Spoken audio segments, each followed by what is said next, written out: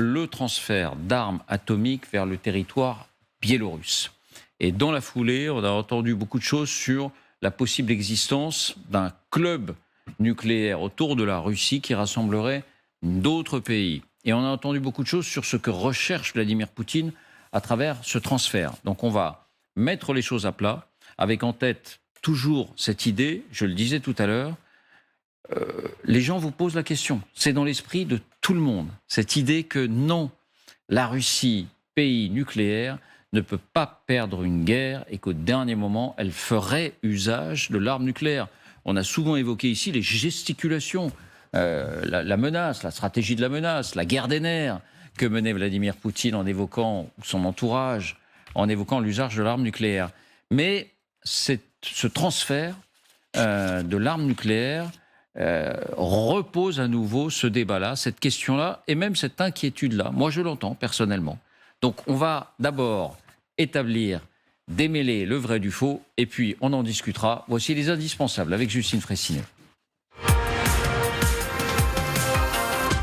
Bonsoir Justine. Bonsoir David, bonsoir à tous. Donc, 4 affirmations qu'on entend beaucoup, régulièrement, depuis 48 heures, 72 heures. Et vous nous dites si c'est vrai ou si c'est faux. Alors, première affirmation, ça y est, c'est fait. De premières armes nucléaires russes ont été transférées en Biélorussie. C'est certain. C'est vrai ou c'est faux? Bien, c'est faux. En tout cas, à notre connaissance, tout est fait pour l'accréditer, notamment les déclarations d'Alexandre Loukachenko, le président biélorusse, parce qu'à ce jour, rien ne prouve un tel transfert. Il faut savoir que pour transférer des armes nucléaires, stratégiques ou tactiques, c'est une énorme logistique, des centaines de personnes impliquées, des convois exceptionnels. Quand on voit la taille de certains de ces missiles, comme celui-ci, le Yars, on se doute qu'un transfert comme celui-là ne passerait pas inaperçu. Or, on sait que les renseignements occidentaux sont particulièrement attentifs aux manœuvres nucléaires russes, les Américains en particulier, et on imagine bien qu'ils seraient les premiers à tirer la sonnette d'alarme, car sur ce plan-là, la Chine est d'accord avec Washington et que la vérité ne resterait pas cachée. En revanche, ce qui est vrai, c'est que les Biélorusses, au-delà des déclarations, font tout pour donner du corps à cette idée. Exemple, ces images abondamment diffusées où l'on voit des militaires biélorusses, une opération avec des militaires biélorusses qui s'entraînent en Russie à la manipulation de lanceurs de missiles nucléaires, notamment des missiles Iskander. Je m'arrête juste une seconde. Général Trinquant, vous confirmez qu'un mouvement d'armes nucléaires de 500 ou 1000 km, on aurait forcément les moyens de le déceler? Oui, parce qu'il faut bien dissocier les lanceurs des têtes nucléaires. Les lanceurs, sur les roues, peuvent avoir... se promener, j'allais dire, comme ça. Mais les têtes nucléaires sont retenues dans des endroits très spécifiques, identifiés, protégés, et les sortir pour les amener dans d'autres endroits. D'ailleurs, les travaux étaient annoncés, je crois, au mois d'avril ou au mois de mars, les travaux pour le stockage de ces têtes nucléaires en Biélorussie. Ce transfert, lui, serait immédiatement repéré. Immédiatement repéré. Oui, parce que, comme dit Justine, il y a beaucoup d'hommes, il y a beaucoup de précautions, beaucoup de mouvements. Parce que ça serait forcément des têtes nucléaires en possession de la Russie qui seraient transférées vers la Biélorussie. Or, les têtes nucléaires russes sont identifiées par les services américains en particulier et leur stockage est identifié. Ah, ils savent où elles se trouvent. Ouais. Donc ces points-là sont en permanence surveillés. Donc on peut très bien avoir affaire, en tout cas on a vraisemblablement affaire, puisque Loukachenko, lorsqu'il est interrogé, il dit « oui, ce transfert a commencé, il y a déjà des armes nucléaires russes sur notre sol, on est dans la guerre des nerfs ». Oui, on est dans la guerre des nerfs. Je poursuis un petit peu. Il y avait autrefois des accords entre les États-Unis et la Grande-Bretagne et la Russie dans lesquels on inspectait. Et donc, sur la base de ces inspections, on savait où étaient les têtes nucléaires.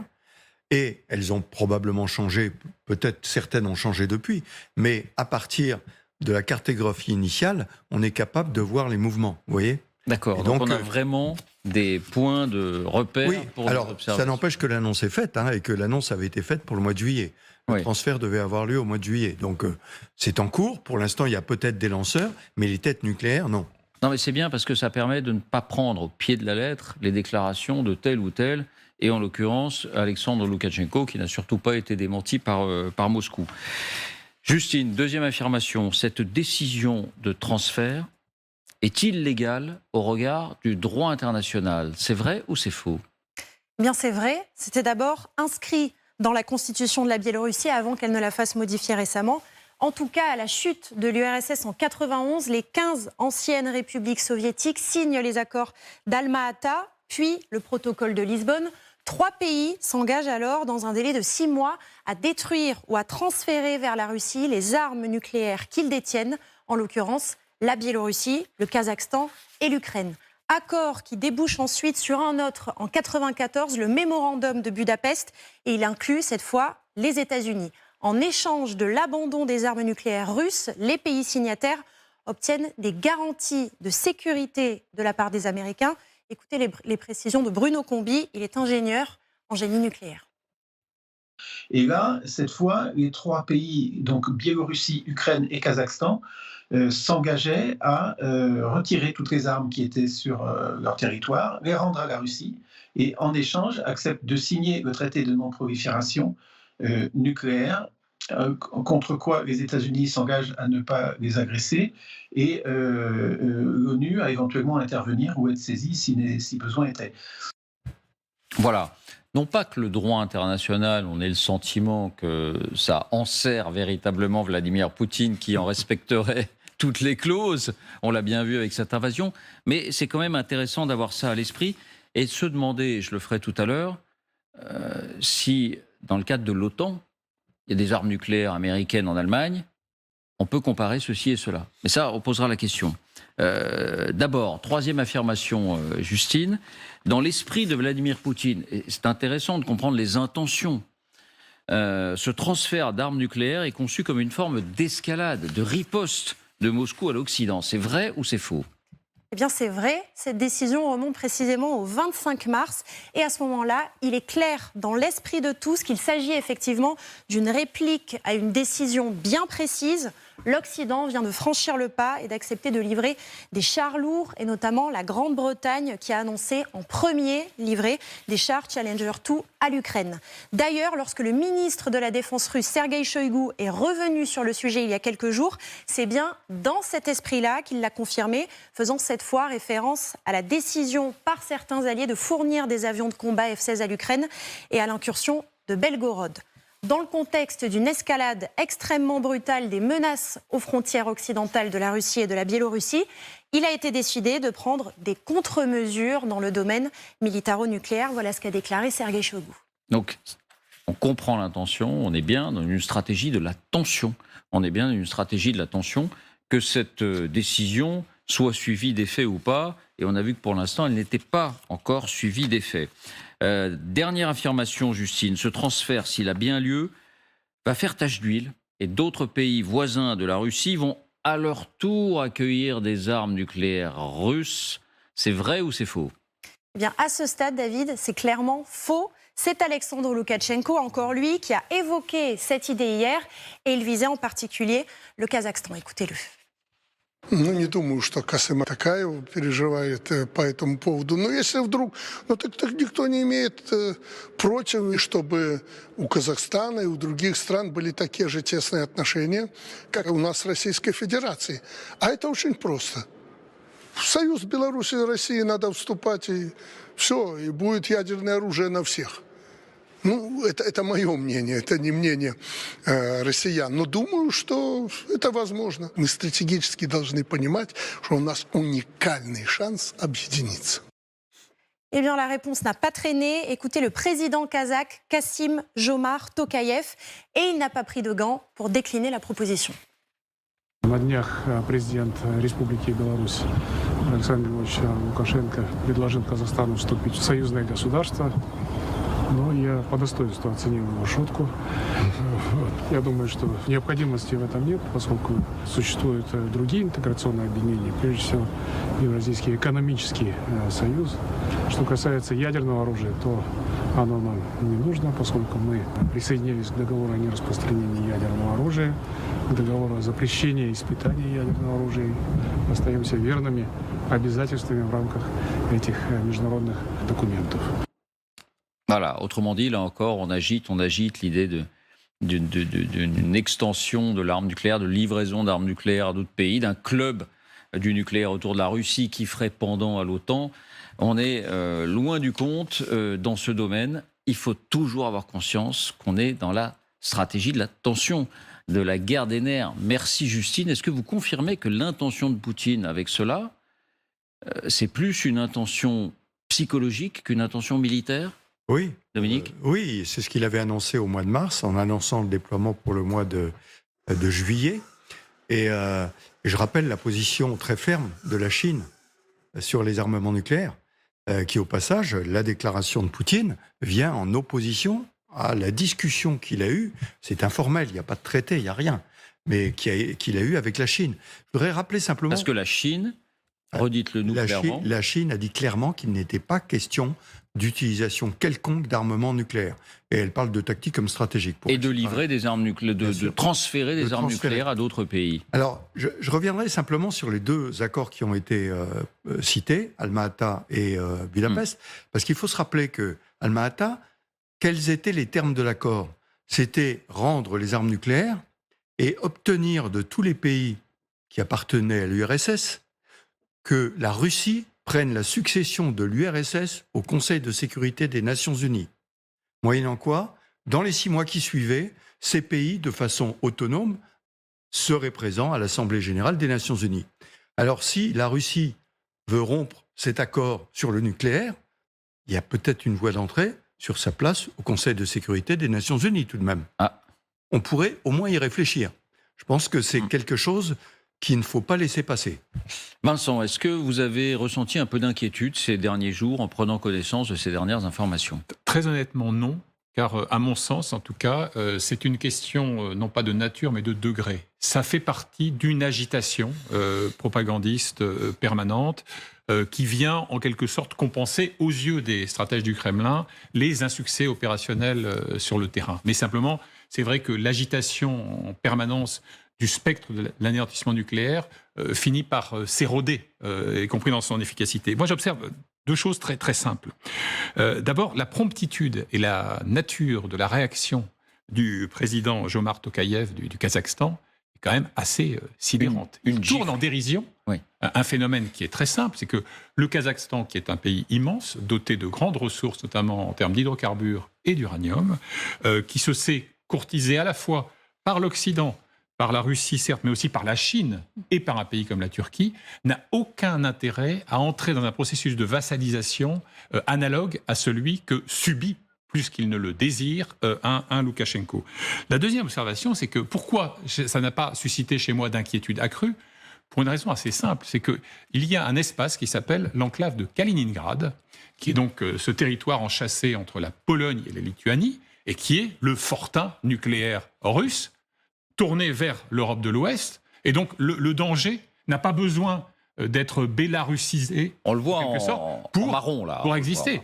Vous avez là-bas, depuis un certain temps, des missiles précisément Kinjal qui peuvent emporter, je dis bien qu'ils peuvent emporter des ogives nucléaires, portées 2400 km. C'est-à-dire qu'en théorie, toutes les capitales ouest européennes, à l'exception de Madrid et Lisbonne, seraient menacées par...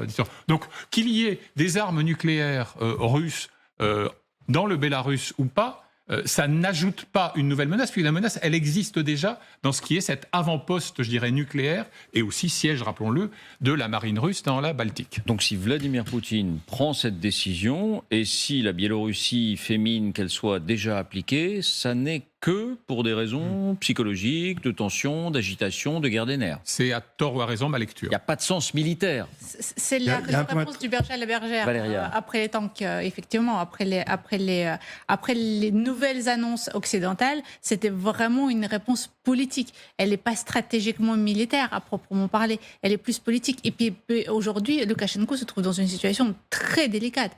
Il est en grande difficulté depuis le début de l'invasion. Il a été obligé de céder ses territoires et de les rendre disponibles pour l'armée russe. Aujourd'hui, c'est l'arme nucléaire. Il n'arrive pas à dire non. Il ne peut pas se permettre de dire non à Poutine. Mais n'empêche que dans l'ex-bloc soviétique, c'est bien le seul qui est aujourd'hui totalement soumis au pouvoir russe et pas le reste des pays de l'ex-bloc soviétique. Pour résumer les choses, comme Vincent, vous n'avez pas été prise d'un frisson d'inquiétude quand vous avez appris ce mouvement qui reste à démontrer pour l'instant. Non, pas particulièrement. Si Poutine vraiment décide de passer le cap et de frapper l'Ukraine, parce qu'a priori c'est l'Ukraine qui serait menacée, même si il nous menace nous les Occidentaux régulièrement, il a l'occasion de le faire, il n'a pas besoin d'être en Biélorussie pour ce faire. Donc... Vous voulez ajouter quelque chose? Oui, simplement sur la position de Loukachenko, lorsqu'on voit dans l'interview qu'il est interrogé, je dis le pauvre Loukachenko, on lui demande les armes. Écoutez, il faut que je me renseigne, je ne suis pas tellement au courant, mais je pense que le président Poutine a dû signer un ordre là-dessus. En clair, il n'est absolument pas maître chez lui, et c'est Poutine qui décide de ce qu'il veut en Biélorussie, sur ces aspects-là au moins. Antoine, et vous?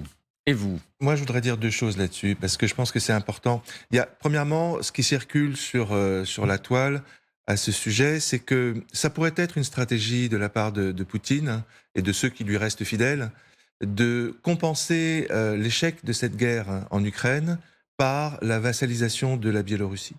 Clairement, on voit que ça fonctionne pas, la prise de Kiev ou la prise d'Odessa.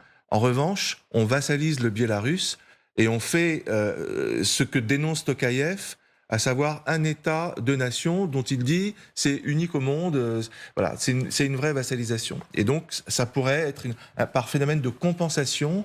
Mais elle ne date pas d'aujourd'hui, cette vassalisation. Oui, mais là elle devient totale. C'est-à-dire que si des armes nucléaires sont au Biélarus, c'est protégé par l'armée russe. Ça veut dire il y avait des soldats russes qui seront là en permanence. Et donc, l'union politique, économique, sociale devient militaire, ça devient une vassalisation. Donc ça, c'est la première chose. La deuxième chose que je voudrais dire, c'est que c'est encore une marque de radicalisation du régime qui non seulement a dénoncé ces jours-ci le traité sur les armes conventionnelles, ça aussi, c'était pas nouveau, mais là, il le dit clairement. Mais en plus, il remet en question le traité de non-prolifération qui avait été signé des armes nucléaires, qui avait été signé en 68 par plus de 170 pays aux Nations Unies. Mais est-ce que la violation du droit international, c'est quelque chose qui peut le traumatiser ou qui peut l'effrayer? Sauf que, non, pas à titre individuel, mais la position de la Russie aux Nations Unies, effectivement, elle est toujours... elle a même été présidente du Conseil de sécurité il y a un mois. Elle se présente comme un État garant de la Charte des Nations Unies. Et ce qu'on voit, c'est que si de fait, demain, des têtes nucléaires sont envoyées au Biélarus, c'est une rupture totale des engagements de 1968 qui ont été signés par 90% des États. Donc voilà, c'est ça qu'il faut bien prendre en compte, c'est que le droit n'est plus du tout respecté par l'État russe. Alors il y a deux questions qui viennent à l'esprit. La première, je le disais, est-ce que l'OTAN ne se retrouve pas dans une situation qu'il dénonce concernant la Russie ? Non, vous ne pouvez absolument pas transférer des armes nucléaires en Biélorussie, alors même que les armes américaines qui se trouvent en Allemagne, les armes nucléaires qui se trouvent en Allemagne sont des armes américaines. En Allemagne, par exemple, je crois qu'il y en a en Pologne aussi. Les armes nucléaires qui se trouvent... Non, il n'y en a pas en Pologne. Non, pas en Pologne. En Allemagne, il y en a. C'est des armes américaines. Donc il y a eu un transfert. Non, on entend souvent ça. Ça date d'avant 90, tout ça. Hein. Les armes nucléaires tactiques, d'abord il faut préciser qu'elles ne sont que tactiques. Les seules armes stratégiques qu'il y a en Europe, elles sont britanniques et françaises. Et il n'y en a pas d'américaines. Hein. Donc les armes tactiques, ça date d'avant 90. Elles avaient été mises en place à l'époque où il y avait cet affrontement entre le pacte de Varsovie et l'OTAN. Donc il n'y a pas eu de changement de situation. Le seul changement de situation... Oui, mais vous voyez l'argument tel qu'on peut le développer. Comment pouvez-vous empêcher quelqu'un de faire ce que vous faites vous, même si vous l'avez fait avant? Mais parce que ça a été accepté. Mais parce que ça a été signé par tout le monde. Et confirmé en 2009, d'ailleurs.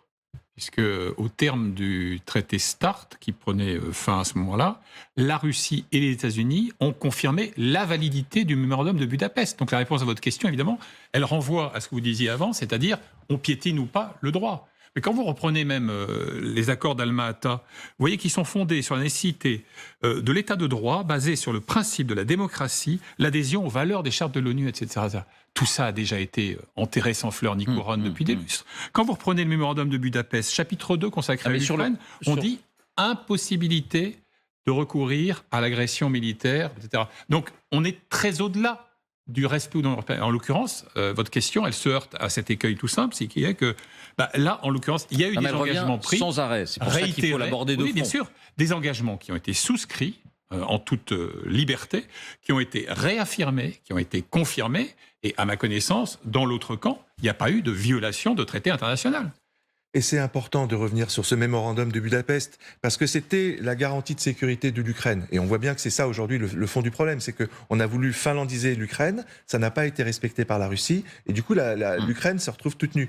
Et ce qui est important de répéter, parce que souvent on me reproche de le dire, alors que c'est un fait établi, c'est que la France, à l'époque de François Mitterrand, et la Chine, en 1994 aussi, ont ratifié ce mémorandum de Budapest. Ça n'a pas été signé uniquement par les États-Unis, l'Angleterre, la Russie et l'Ukraine. Ça a été ratifié par la France et par la Chine. Et donc ça veut dire par les puissances du Conseil de sécurité. Donc si ça s'est remis en question, c'est tout l'ordre international qui est remis en question. La deuxième question, là, l'affirmation est formulée par Piotr Tolstoï, dont on va avoir l'occasion de parler dans un instant. Dans son interview à Darius Rochebin, remarquable interview hier, le vice-président de l'équivalent de notre Assemblée, la Douma, à propos du nucléaire, il dit ceci: un pays doté de l'arme nucléaire ne peut pas perdre de guerre.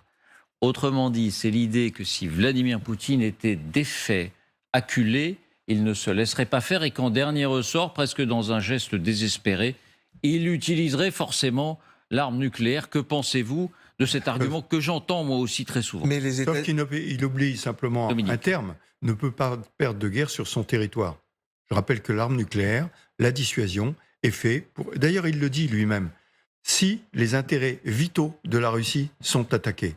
Et c'est le seul moment où on utilisera l'arme nucléaire. Donc il a oublié un membre de phrase, à mon avis. C'est ce que j'allais dire, c'est que les États-Unis, c'est une puissance nucléaire, ils ont perdu la guerre en Irak, ils ont perdu la guerre en Afghanistan, ils ont perdu beaucoup de guerres. Et donc, c'est absurde de dire ce genre de phrase. Mais pas à leur porte. Mais pas à leur porte, voilà. Donc, mais là, l'autre question qu'il faut poser à Tolstoï, c'est à quel point la Russie est-elle unie? À quel point l'État russe est-il prêt à déclencher l'arme nucléaire pour finalement savoir qu'en contrepartie, immédiatement, sa flotte sera... Il y avait eu une réponse du général Petraeus au mois d'octobre dernier qui disait « n'y pensez même pas ». Parce que en quelques minutes, immédiatement, la flotte russe qui se trouve dans la mer Noire serait éliminée par les Américains. Et puis, comme on le disait, la Russie s'aliénerait immédiatement le soutien de la Chine, qui ne veut surtout pas entendre parler de ça. Mais Valéria, là, on est rationnel. Mais l'invasion de l'Ukraine n'était pas rationnelle. Voilà ce qu'on entend tout le temps. Donc, est-ce que vous excluez-vous un geste irrationnel de Vladimir Poutine perdant sa guerre ? Je n'exclus rien. Par contre, l'importance des mots a un sens et je vais le rappeler. La guerre est employée dans le cas où la Russie se ferait attaquer. Aujourd'hui, la Russie n'est pas en guerre. La Russie est en opération spéciale. Et le vice-président de la Douma ne contredit pas son président. Il n'explique pas qu'ils sont en train de faire la guerre en Ukraine. Donc oui, effectivement, un pays doté ne peut pas perdre la guerre, c'est-à-dire ne peut pas être envahi du fait d'être doté. Il est dissuasif d'office. Donc ils ne sont pas en guerre par ailleurs, puisqu'en Ukraine, ils sont en opération spéciale. C'est le vocabulaire utilisé par les Russes. Et donc, du coup, je ne pense pas qu'ils utilisent cela comme une menace directe sur l'Ukraine ou sur l'Occident. Maintenant, j'étais convaincue... Pardon de vous interrompre. On a souvent présenté les choses comme cette guerre serait consubstantielle à l'esprit de Vladimir Poutine. Cette guerre serait toute sa vie. Cette guerre serait presque mystique pour lui. Pas la guerre sur le territoire russe, mais cette guerre en Ukraine. Je ne sais pas si c'est mystique pour lui. En tout cas, s'il perd la face définitivement, il n'obtient pas les résultats qu'il a promis à son entourage proche, il risque effectivement une révolution de palais, une défection, voire un assassinat politique dans son propre pays. Il joue aujourd'hui non seulement sa place politique, mais aussi, j'imagine, sa survie physique au sein de son entourage plus ou moins mafieux. Mais pour revenir à ce que je disais, moi j'étais déjà convaincue qu'il n'allait pas rentrer en Ukraine du fait que l'isolement de la Russie qui allait suivre n'était pas son objectif principal. Je m'étais trompée, donc aujourd'hui, je ne dirais pas qu'il est incapable. Il est capable de tout, cet homme, et surtout, il est de plus en plus acculé. À l'intérieur même de son pays, on peut s'attendre à tout, malheureusement, de sa part. Et encore une fois, les buts de guerre, il ne nous les a pas annoncés. Ça, on va y venir. On va en parler, mais il ne nous les a pas annoncés à nous, à l'extérieur. Mais son entourage proche attend des résultats de sa part. Ça, c'est une évidence. On parle de la rationalité. Alors justement, sur la rationalité, contrairement à ce que vous dites, je pense que l'attaque le 24 février était rationnelle sur la base d'informations qu'il avait, qui était qu'il allait renverser en 3 jours. Le problème, et ça a été critiqué par beaucoup de monde, y compris à la télévision russe, et Prigojine aussi, en disant, mais quels sont ces gens qui lui ont fait croire que tout ça, ça allait arriver en 3 jours? Ce qui n'est pas rationnel, en revanche, c'est après. Parce que, si vous voulez, si on se calque sur la Crimée en 2014, superbe réussite en Crimée en 2014. Pas un coup de feu, et la Crimée gagnée. Donc, Kiev, la même chose aurait pu arriver le 24 février. Sauf que ça n'est pas arrivé comme ça, et au bout de 15 jours, quelqu'un de rationnel aurait dû dire « Zut, on n'avait pas prévu la guerre, c'est pas comme ça que ça se passe, il faut qu'on change complètement de fusil d'épaule. » Or, en fait, ils l'ont pas fait du tout. Et c'est ce qui nous amène là où nous en sommes aujourd'hui. Bon, vous l'excluez aussi, Vincent? Oui, à ce stade, oui, pour une raison assez simple. Je finirai peut-être par être démenti par les faits, mais quand on reprend la chronique de toutes les menaces émanantes du Kremlin, voire de Poutine lui-même, ceci est une ligne de rouge. Si elle est franchie, les Occidentaux vont, je cite de mémoire un propos qu'il a tenu dès mars 2022, vont vivre une séquence qu'ils n'ont même pas imaginée et dont ils ne peuvent pas mesurer la gravité depuis la Deuxième Guerre mondiale, et rien n'est advenu. Donc je ne vois pas de raison objective aujourd'hui pour ajouter de l'anxiété à l'anxiété de manière artificielle.